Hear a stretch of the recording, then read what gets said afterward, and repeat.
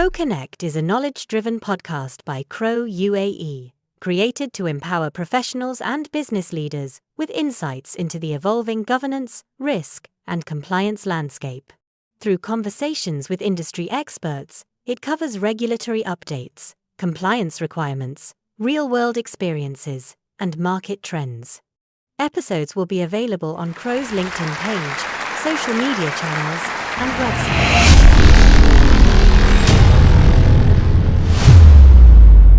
Ladies and gentlemen, welcome back.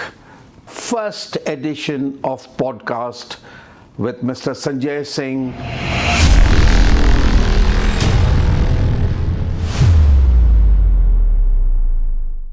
We had a very interesting and very insightful conversation with him in the first part, where we discussed many aspects.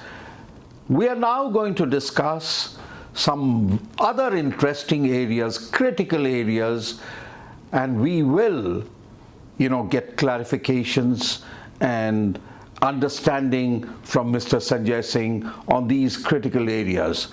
Mr. Sanjay, welcome back.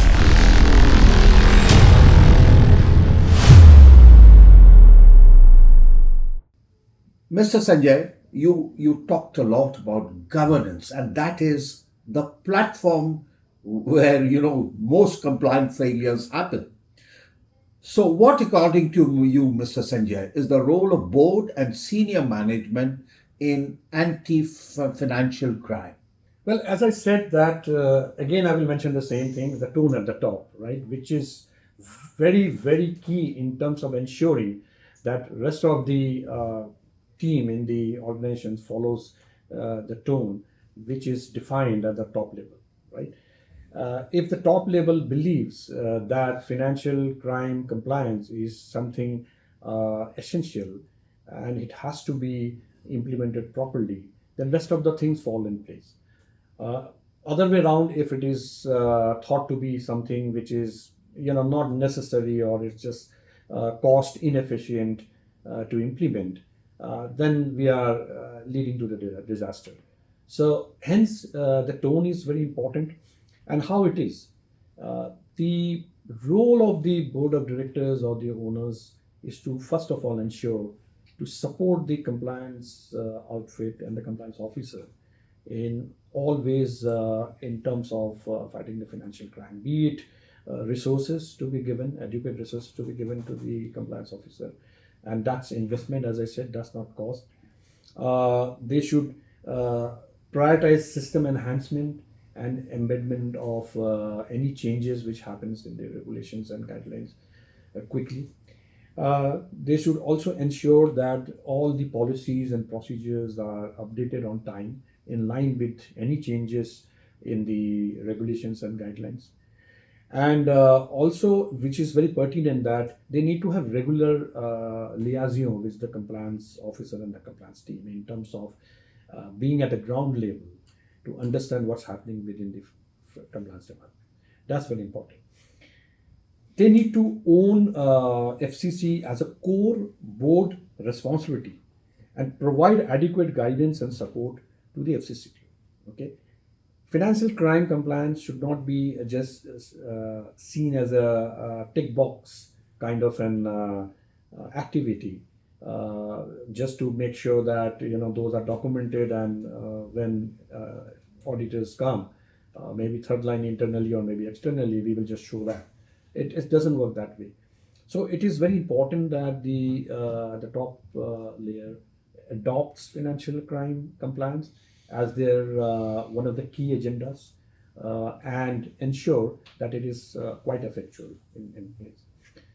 They need to also align business with the regulatory requirements. See, this is one thing which I've seen in many exchange houses, wherein a business and compliance, they are they are on their two different rails. They never meet, right?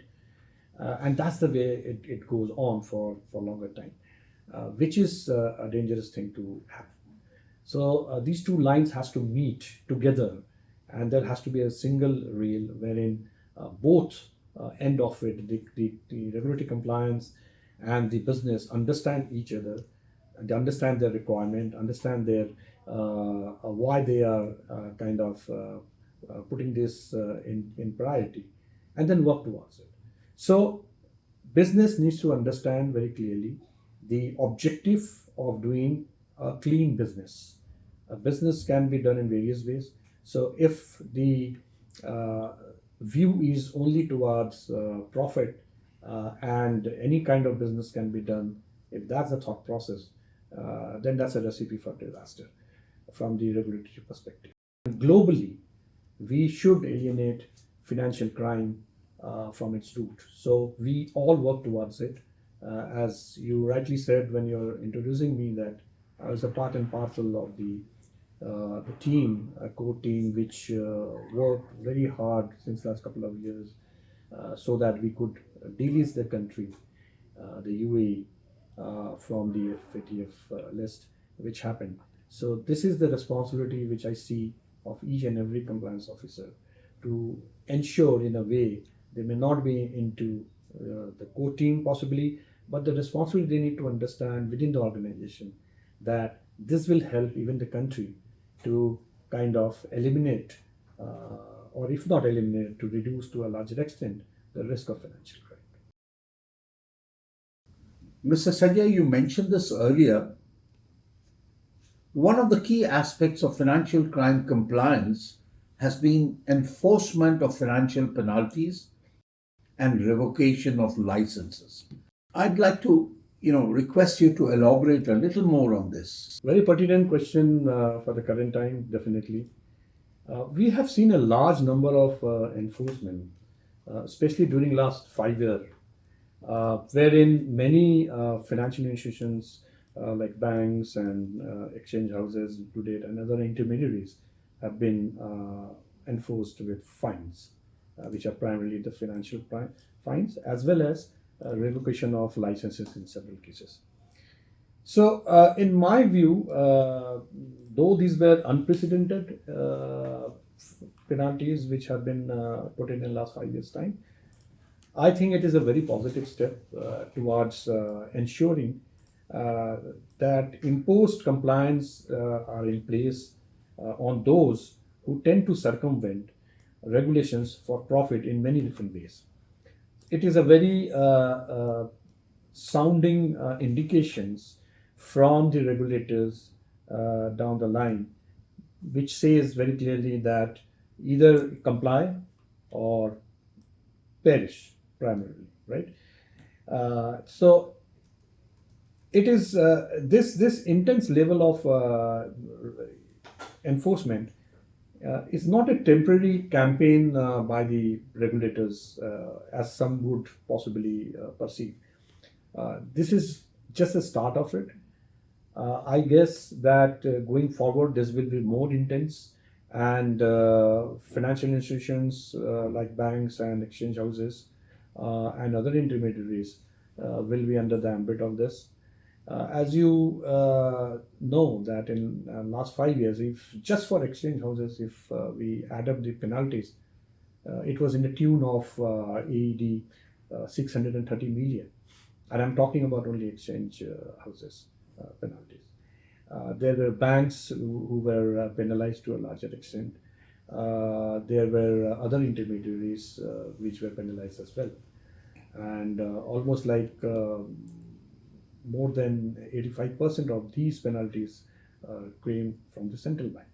So such enforcement more essentially is a very clear dictum from the regulators to all the LFIs within the exchange business, as well as other intermediaries in the industry, that it is essential that they fall in line in terms of the regulations which are international, which are in-country regulations, ensure that we do not encourage any kind of business which are not aligned with those regulations. Why? Because of the reason that obviously it's not only the question of the LFIs or their reputation, it is a huge impact on the reputation of the country itself. Like we have been put in grey list, we have gone through that journey of the readiness for taking it out from the grey list. So we understand it very clearly that such steps at the grassroots level is very, very essential. And there has to be punitive actions on those defaulters. Wonderful. Comply or perish, says Mr. Sanjay. And it's so important because he has seen the journey of, the country from a grey list, out of the grey list. That was, something that should be always remembered. So comply or perish is the diktat of the regulators in the country. Ladies and gentlemen, if you have any comments, any questions, please come back to us and we will be very, very happy to clarify. Thank you again for being on this podcast.